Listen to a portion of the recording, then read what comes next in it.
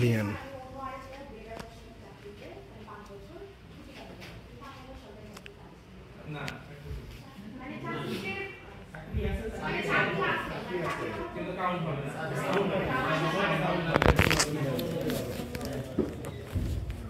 আর কার কি আছে যা যা সবাই বলে না বলা বলে বলে পরে আমি বলছি 5 বছরে যা খুশি তাই করে বেড়াবে যা খুশি সে অনেকটা তাই খুশি তাই করবে আর আর কার কোন ধারণা বেতনবিহীন 5 বছর যেটা চাকরির সময়কাল হিসেবে কাউন্ট হবে হবে না আচ্ছা তারপর আর এই দুটো সবার মনে কাউন্ট হবে না এই দুটো সবার মনে হবে আর বেতন থাকবে না আর একটা করে পয়েন্ট আমরা আসি প্রমোশন হবে আর কি ইনক্রিমেন্ট আপনাদের বেতন নিচ্ছে না ইনকাম মনে করা হবে বেতন নিলে ইনক্রিমেন্টের প্রশ্নটা আসবে আর নিয়ে আপনার চাকরির একটা গুরুত্বপূর্ণ যত সরকারি যত বিধি বিধান আছে সব বিধি বিধান কখন চাকরি পার্মানেন্ট হওয়ার পর আর পর্যন্ত না আমরা যত যা বলছি সবকিছু আপনার উপর অ্যাপ্লিকেবল হবে চাকরি পার্মানেন্ট হওয়ার পরে বিধি আপনার চাকরির জীবনের একটা গুরুত্বপূর্ণ অংশ এটা সত্য বোঝেন কি এটা আপনার অধিকার জানান দাও যে এই চাকরিটা আপনার দেবেন পজিশনটা আপনার এবং এইখানে আর কাউকে স্থায়ীভাবে নিয়োগ দেওয়া যাবে বিশ্বাস করেন বিষয়টা এখানে আর কাউকে স্থায়ীভাবে নিয়োগ দেওয়া যাবে না এবং আমরা লিএনকে ট্রিট করছি as a foreign service foreign service, but foreign service doesn't mean that you have to go abroad. Within the country, you can change your job.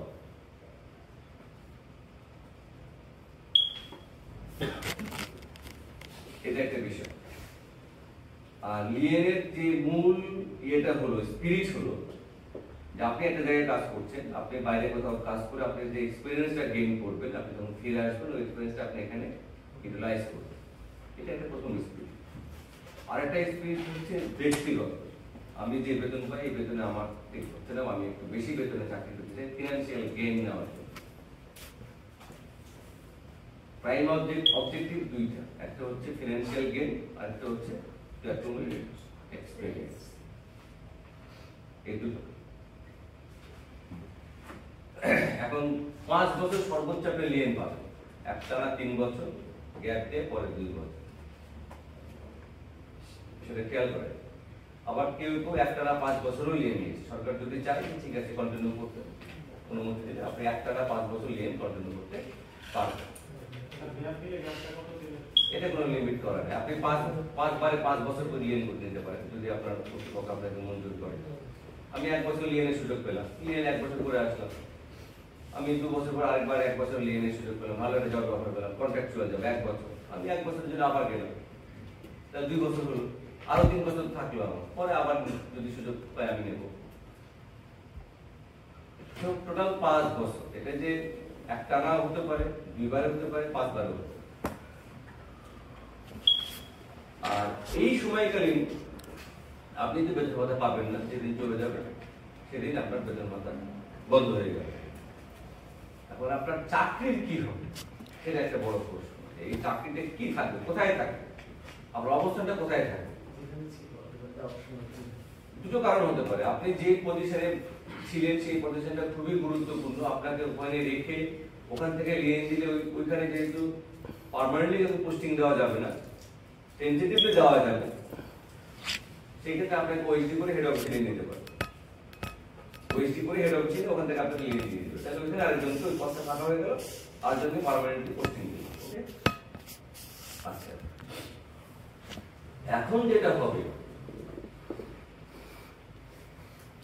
লিয়েনের চাকরি সে আপনি 5 বছর কন্টিনিউ করলেন এটা কন্টিনিউ এটা কাউন্ট হবে কি না যদি কাউন্ট না করে তাহলে আপনার কলিগ আপনার সিনিয়র হয়ে যাবে, চাকরিকাল থেকে সেটা মাইনাস হয়ে গেলে আপনার জুনিয়র হয়ে যাবে অটোমেটিক্যালি।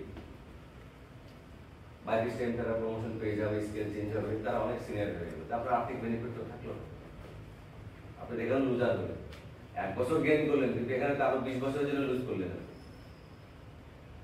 লজিকটা দেখেন, তাহলে লজিক কি দাঁড়াবে শেষে? এই সার্ভিসে কাউন্ট হবে,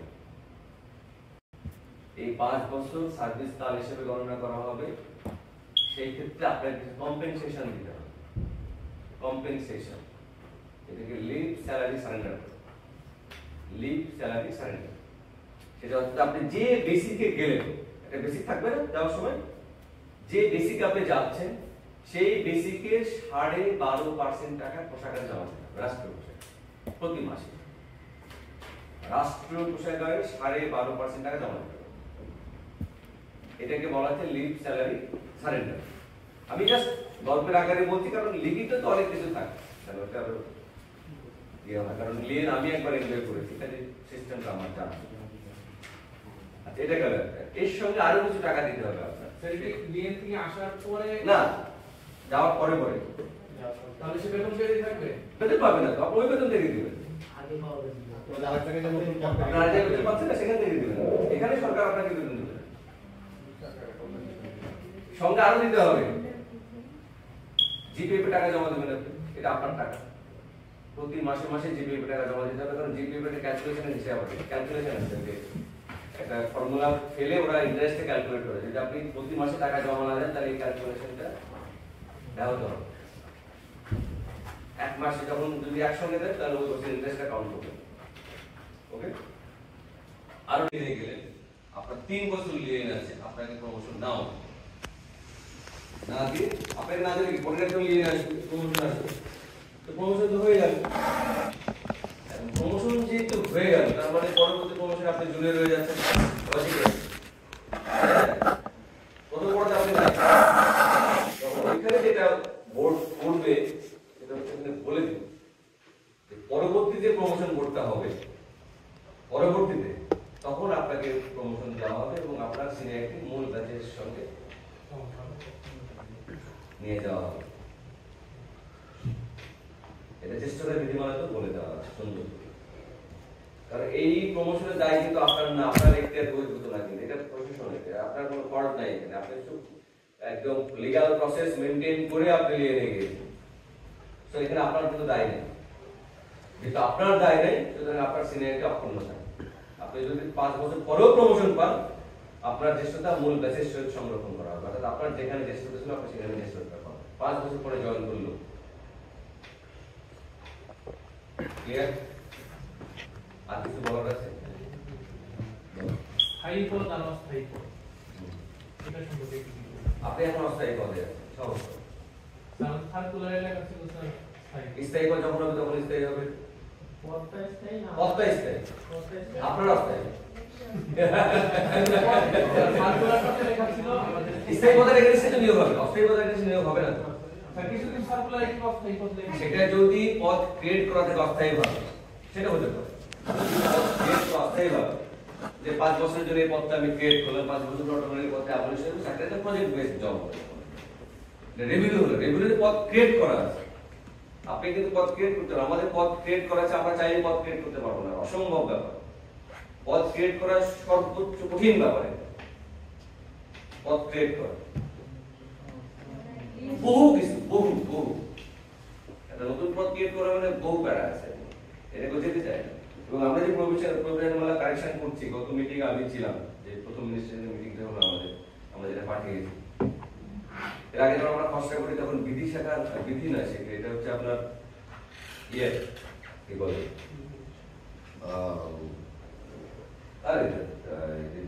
বিডিং শাখার একজনের সঙ্গে আমার ভালো পরিচয় আছে, আমার পরিচিত, উনি বলছিলেন যে ভুলেও আপনারা পদের নাম পরিবর্তন করবেন না, পদ বাড়াবেন না, যা পদ আছে আপনাকে আপনারা এদিক করেন, ওরে আপনি ইয়ে চেঞ্জ করেন, ওয়ার্কিং ইয়ে চেঞ্জ, নেচার চেঞ্জ করেন, সব করেন, পদ পদ চেঞ্জ করেন, ওটা অর্গানোগ্রাম যখন পাস হবে তখন এটা পদ নিয়ে অর্গানোগ্রাম পাস হবে, সাংগঠনিক কাঠামোতে পদগুলো উল্লেখ করা হবে, তখন এটা পদের নাম চেঞ্জ করে দেবেন না, কিচ্ছু চেঞ্জ করে মানে আকারও চেঞ্জ, পরিদর্শিকা থাকলে পরিদর্শিকাই লিখতে হবে, পরিদর্শিকা লেখা যাবে 11 বার চেঞ্জ করার সুযোগ, এটা অ্যাপ্রুভ হবে এত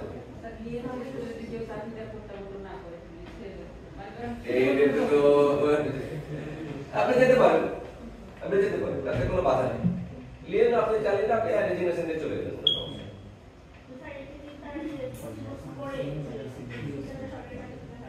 না পাবেন। 24 বছর 11 মাস 29 দিনেও যদি কেউ যদি চাকরি পদত্যাগ করে সে পেনশন বেনিফিট পাবে। সে যদি লিয়ে থাকা অবস্থায় মারা যায়, মারা গেলে পাবে, এটা অ্যাক্সিডেন্ট হলে 5 বছর পূর্ণ হলে সে পাবে। শর্ত একটাই, চাকরি পারবেন।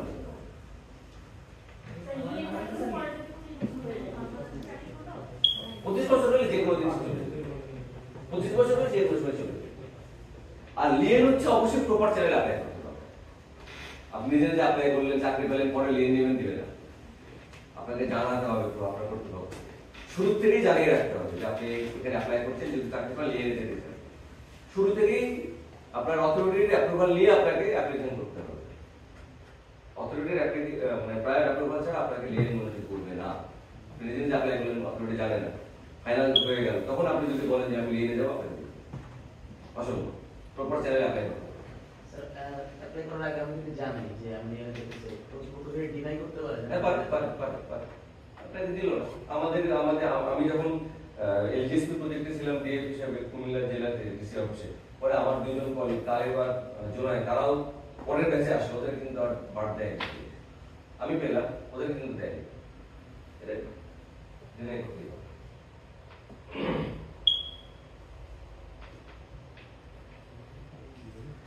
হয়ে গেল, কি দিল এটা?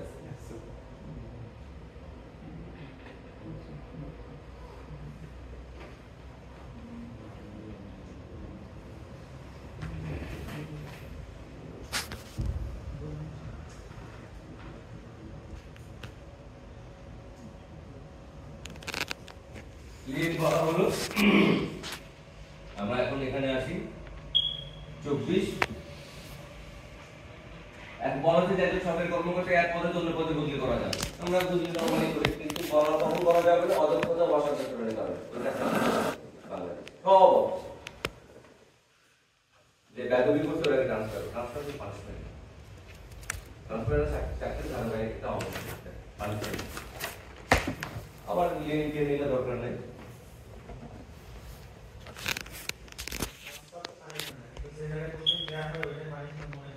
সেটা করতেই পারে, কারণ জব যেখানে দিবে সেখানে আমি চলে যাবো। এটা অনেকে মনে করে যে পাহাড়ে গেলাম পানিশমেন্ট করছি, কিন্তু পাহাড়ের কোনো কারণ নেই, কারণ ওটা পশ্চিম প্লেস হবে।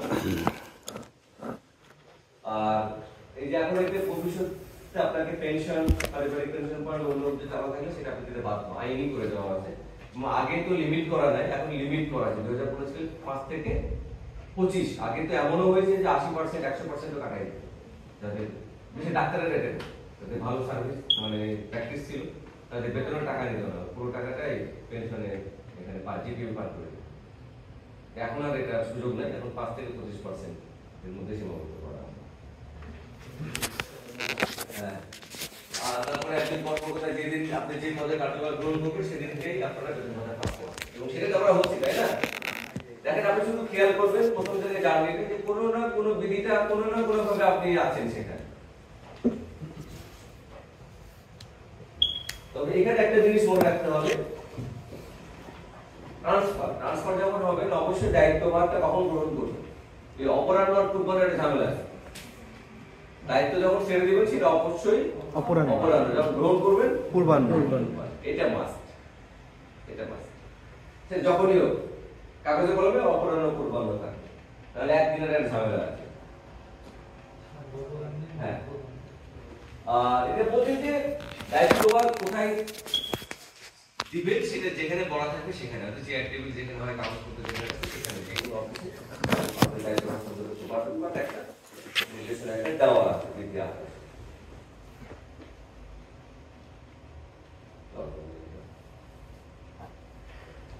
একজন সরকারি কর্মকর্তা কর্মচারী যথাযথ কর্তব্য রেখে এই এলাকার দায়িত্বে যিনি কর্মরত আছেন সেই এলাকার বাইরে কোনো সময় অতিবাহিত করলে ওই সময় পুনর্বাসনের আপনি একটা জেলায় দায়িত্বে আছেন, আপনি যদি মনে করেন সব দিতে আর একটা আপনি কোনো ডে দিয়ে ক্লেম করতে পারবেন।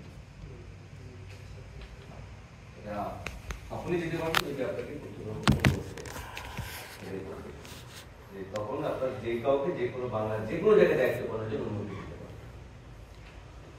এটাই 31 আর এটা যদি অফিসিয়াল অনুমোদন থাকলে আপনি টিএ দিয়ে ক্লেম করতে পারবেন।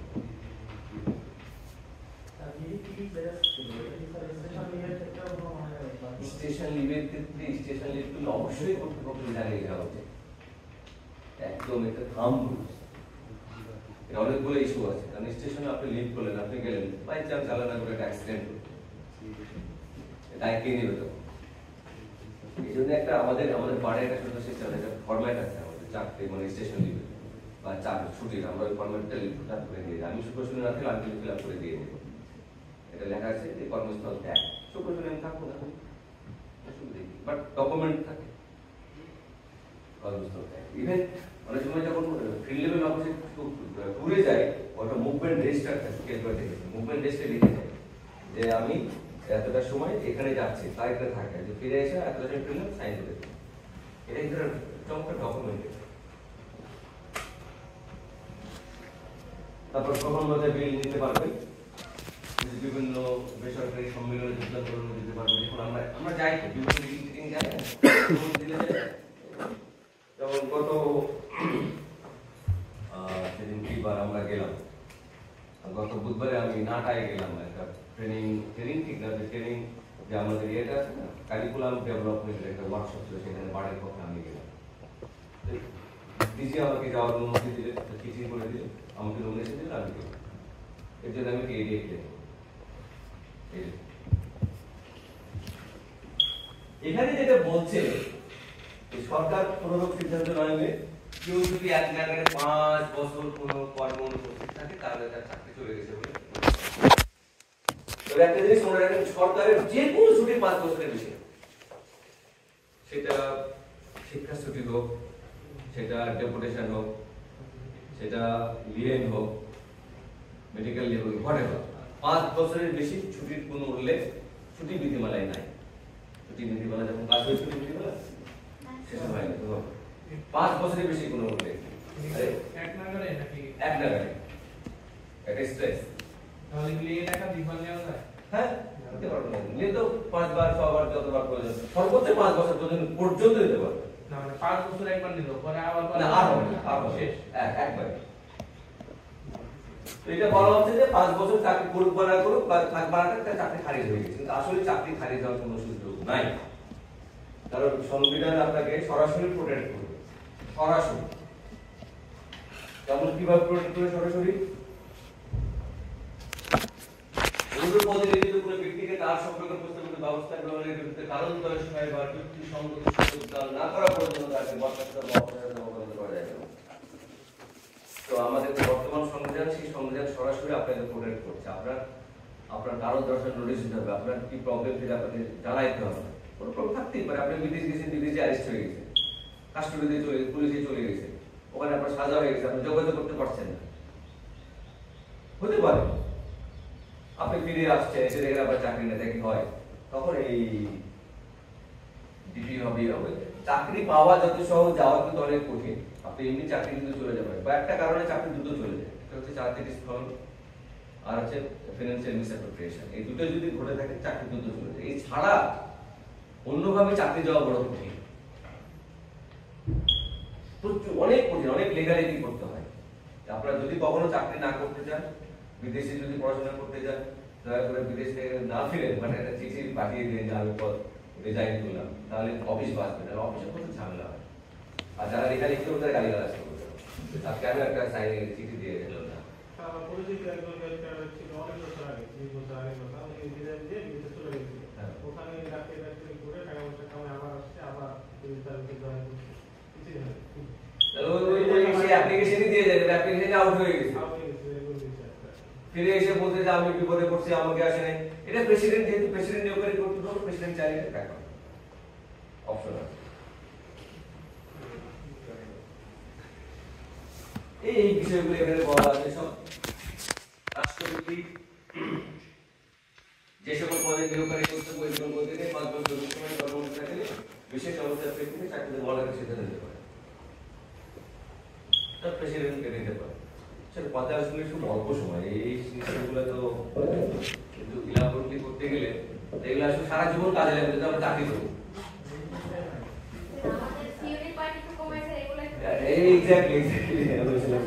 ঠিক আছে, আমি আছি তো, প্রয়োজনে আবার আপনাদের অনেকগুলো প্রশ্ন থাকে আমার কাছে লিখে দিতে পারেন, আমি একদিন কোনো এক সময় সন্ধ্যায় আপনাদের সঙ্গে বসতে পারি, কোনো সমস্যা নেই। আমি যদি বাসেই থাকি আমি আছি, আমার সাপোর্টের কোনো সমস্যা নেই। আর আচ্ছা, আমি একটু দ্রুত যাই। এটা আমরা জানি ডমিসাইল নাগরিকত্ব একটাই থাকে, দ্বৈত নাগরিক নিয়ে আমরা বাংলাদেশ সার্ভিসে আসতে পারবো না।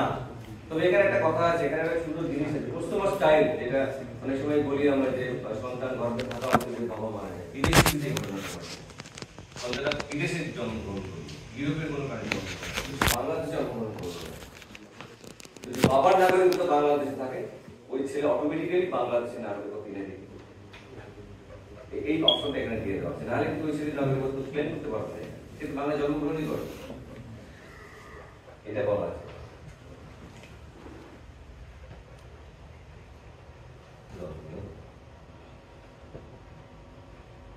এটা একটু বলি শুধু, ইন সার্ভিস আপনি কি নিতে পারবেন যদি গভর্নমেন্ট অনুমতি দেয়, আপনি বিশেষ একটা সেবা দিচ্ছেন সার্ভিসে, আপনি কি নিতে পারবেন, এই ফিটা আবার রাষ্ট্রীয় সেবা জমা দিতে হবে, আপনি রিলিজ করতে হবে। সরকার চাইলে আপনার কাজের পরিধি বা কাজের ব্যাপ্তি উল্লেখ করে আপনাকে ফি নির্ধারণ করে দিতে হবে, যে আপনি টাকা কি নেবেন, রাষ্ট্রীয় সেবা জমা দেবেন, রাষ্ট্র আপনাকে তার বিনিময়ে একটা অনারিয়ান সম্মানিত আবর্তক গণভোক্তার সম্মানিত দেওয়ার সুযোগ বিধিতে আছে।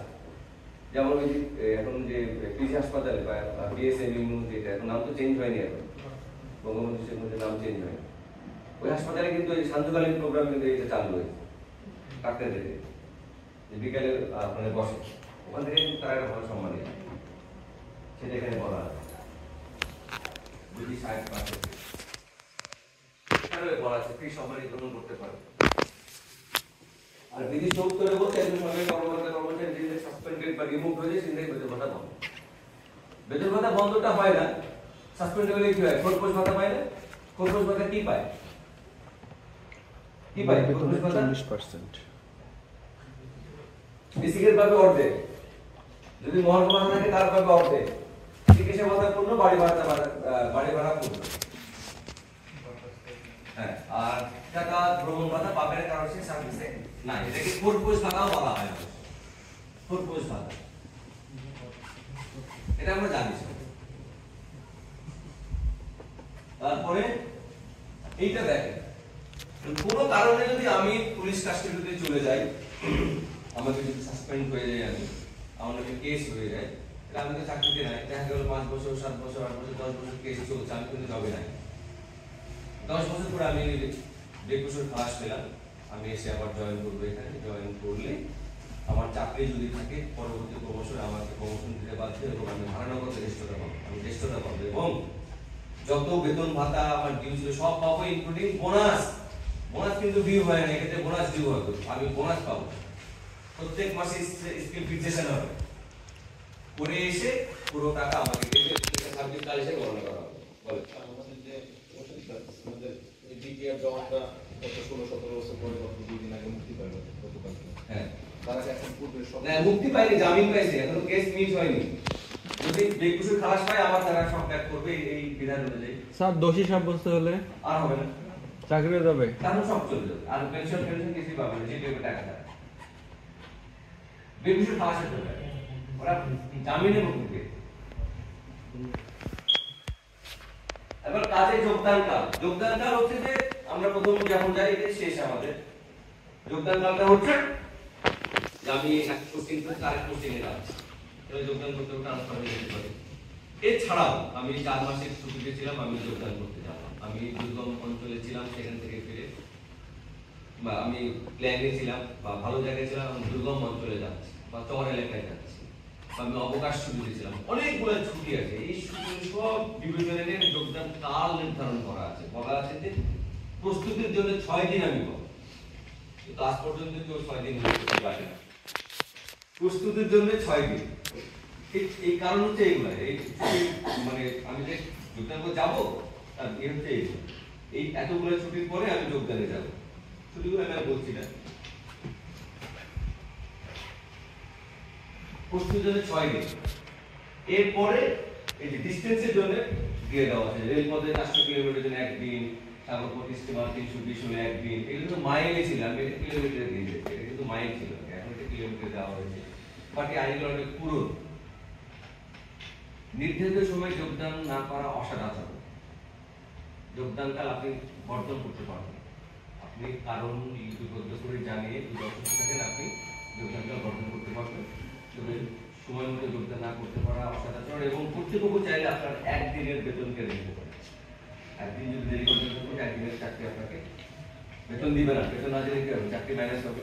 চাকরি মাইনাস হলে কি হবে? আগের নিয়ম অনুযায়ী আপনার বেতনের তারিখ, বেতন বৃদ্ধি তারিখ পিছিয়ে যাবে। এখন তার পিছিয়ে যায়, এখন তো জুলাই মাসে বেতন বৃদ্ধি হয় না বলে। তো এই জন্য এই চাকরিগুলোকে অ্যামেন্ডমেন্ট করতে হবে, বেশি বেতনে বলা হয়।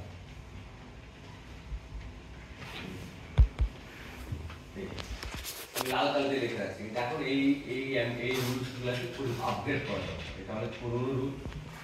এখন কিন্তু বেতন বৃদ্ধি আমার যদি সার্ভিস 5 দিনও কেটে নেয় তাও কিন্তু বেতন বৃদ্ধির তারিখ কিন্তু পিছিয়ে যাবে। আগে বেতন বৃদ্ধি কখন হতো? Joining date.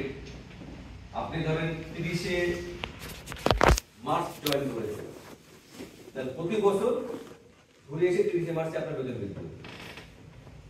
আপনার আরেকজন পয়লা আগস্ট জয়েন করছে, তাহলে পয়লা আগস্টে তার বেতন বৃদ্ধি হবে। এক বছর পূর্ণ হইল, আর এখন সবাইকে নিয়ে এসে জুলাই, তাহলে এইটা তো ভ্যালিডিটি থাকে না। এই কথাটা ভ্যালিডিটি থাকে না, বেতন তারিখ পিছিয়ে যাবে, বেতন বৃদ্ধি তারিখ পিছিয়ে যাবে, এটা ভ্যালিডিটি থাকে। এটা ছিল, আপনি যদি কোনো কারণে যোগদান করতে না পারেন টাইমলি, অবশ্যই কর্তৃপক্ষকে জানাবেন, অবশ্যই জানাবেন যে আপনি এই কারণে সময় মতো যোগদান করতে পারছেন না বা সময় লাগছে। আপনি বলতে পারেন আমি অসুস্থ হয়ে যেতে পারি, অ্যাক্সিডেন্ট হতে পারে, আমি ট্রেনের স্টেশন যাবলাম, ট্রেনটা সামনে চলে গেল, অহরহ ঘটে, বা স্টেশন ঘাটে গেলাম, লঞ্চটা ছেড়ে চলে গেল, অহরহ ঘটে। তো ফ্যামিলিকে অসুস্থ হতে পারে। বাট যাই হোক, এখন কিন্তু মোবাইলে অবশ্যই আপনি কর্তৃপক্ষকে জানাবেন, না জানিয়ে থাকবেন। কারণ কর্তৃপক্ষ অনেক বড় একটা ইস্যু। আপনি নিজেও একজন বড় কর্তৃপক্ষ যখন হবেন তখন এটা বুঝতে পারেন, আপনি নিজেরা তখন আপনাকে জানাবেন। এটা একটা কি বলা যায়, সোপানের মতো চেনা কমা। তো এই ছিল, আর অনেক বেশি বলতে আলোচনা করা যেত, যেহেতু সময় 45 মিনিট আমাদের এখানে স্টপ করে দিতে হবে। তারপরও আমার আরেকটা সেশন আপনাদের সঙ্গে আছে, সেটা যদি বলে আপনি অনেক বড় সেশন আছে, আমাকে বলবো ওটা শেষ বেলা নিতে, যেন 10 মিনিট বেশি লাগে যেন আমরা দিতে পারি, মানে শেষ সেশন। ওটা একটা মজার সেশন, ওই দিনও আমরা অনেক প্রশ্ন উত্তর দিতে পারবো। ভর্তির জনিত যোগদান দেরিতে করলে অথবা কর্তৃপক্ষকে জানানো হলো না, দেরিতে করা হলো, বা চাকরি হ্যান্ড ওভার করা হলো না, সেক্ষেত্রে সর্বোচ্চ শাস্তি বা কি আছে? সর্বোচ্চ শাস্তি এখানে মেনশন করা নাই, এখানে বলা নাই যে আপনাকে শাস্তি কি দেবে। আপনি অনেক সময় টাইম উল্লেখ করা থাকে, ট্রান্সফার যখন করা হয় ট্রান্সফারে বলা থাকে না যে আপনাকে এই তারিখে জয়েন করতে হবে, অনেক সময় স্ট্যান্ড রিলিজ করা। এটা ডিপেন্ড করবে আপনার পুরোটা কর্তৃপক্ষের উপরে। আপনি যেতে পারছেন, আপনার বস আপনাকে ছাড়ছেন, আপনি যাবেন কি করে? আপনি ওনাকে জানেন যে আমার বস আমাকে ছাড়ছে, জাস্ট আপনি জানিয়ে দেন। ওভার টেলিটে ঘটনা ঘটেনি যে আপনাকে রিলিজ দিচ্ছেন, আপনি যাবেন কি করে? যেতে পারবেন না, আপনি জানিয়ে দেন। এবং এটা যদি আপনার ইচ্ছাকৃত হয় তাহলে আপনার কাছে এক্সপ্লেনেশন কল করতে পারে তখন, যে আপনি কেন দেরি করলেন, এত দেরি সময় কেন হয়। যদি আপনি ইচ্ছাকৃত মনে করেন যে আপনার কর্তৃপক্ষ ছেড়ে দিচ্ছে, ইন বিটুইন আপনি 10 দিন না, এটা লাইবিলিটি আপনি, এটা তারপর কর্তৃপক্ষ সিদ্ধান্ত নেবে যে আপনাকে কি করবে। এটা শোকজ করতে পারে, শোকজ করতে দিলে আপনাকে সাবধান করতে পারে, পাতলা কাগজ ধরানো যেটা বলে সাবধান করা। ওকে, থ্যাংক ইউ। পাওয়ারপয়েন্ট আমি সব কিন্তু এখানে দিয়ে যাই, ক্লাসের আগে এখানে কপি করি, তারপর এখানে থেকে ওপেন করি। Thank you.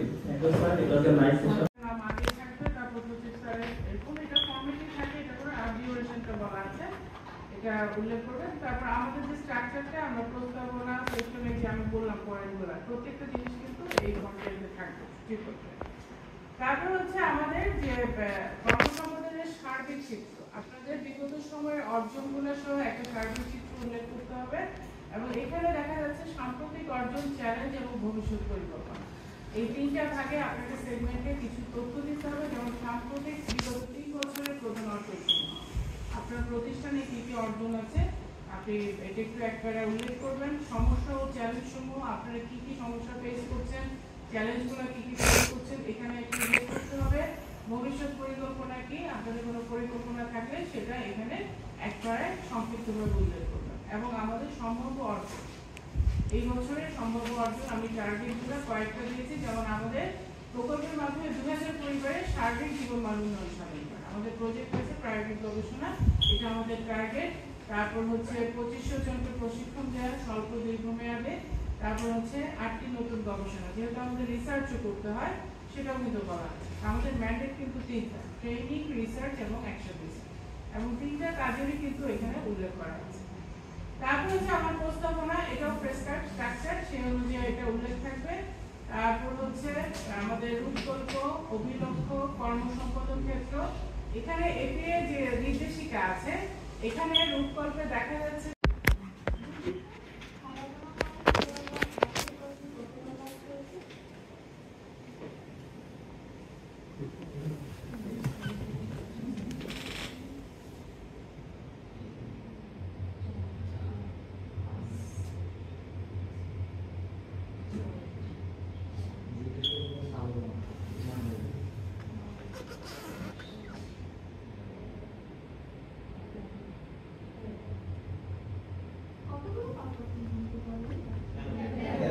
পনেরো আমরা না করতে পারবো।